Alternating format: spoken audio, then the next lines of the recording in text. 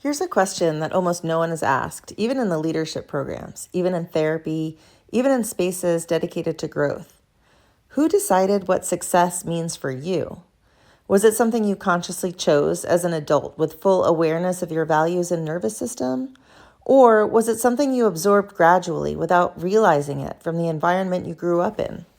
Most people assume their goals are self-generated, but when you look closely, most goals are inherited.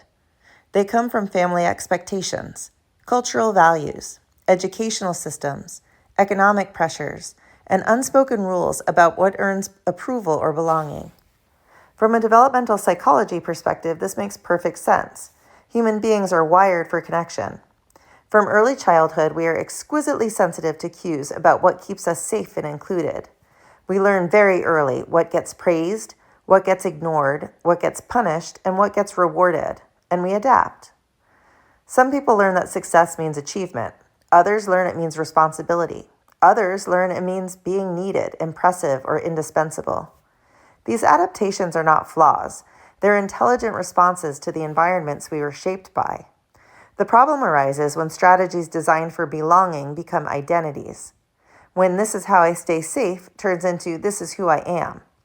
At that point, questioning success feels dangerous, because if you stop chasing what you were taught to chase, you risk losing more than goals.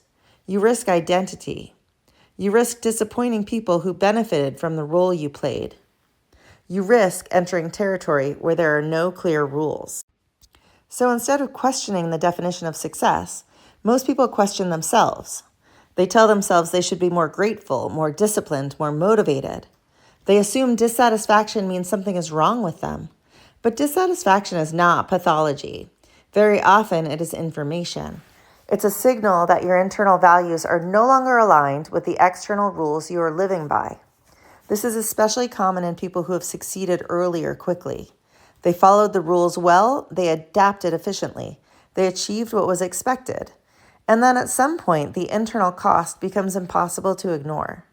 They may feel chronic tension, fatigue, or restlessness. They may feel emotionally flat even while winning. They may feel a quiet grief for something they can't quite name. What's happening is not rebellion, it's discernment beginning to wake up. Discernment is the capacity to sense what is true for you, not what is rewarded, expected, or applauded. And discernment almost always begins as discomfort, because it asks you to notice when the life you are living no longer matches the person you are becoming. This month is not about burning your life down. It's not about rejecting what you've built or invalidating the past.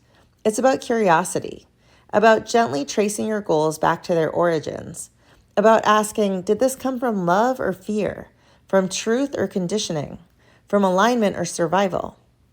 Alignment does not start with action, it starts with awareness, with the willingness to ask better questions and to sit with them without rushing toward answers. Because the moment you realize you did not consciously choose your definition of success, you gain the power to choose again.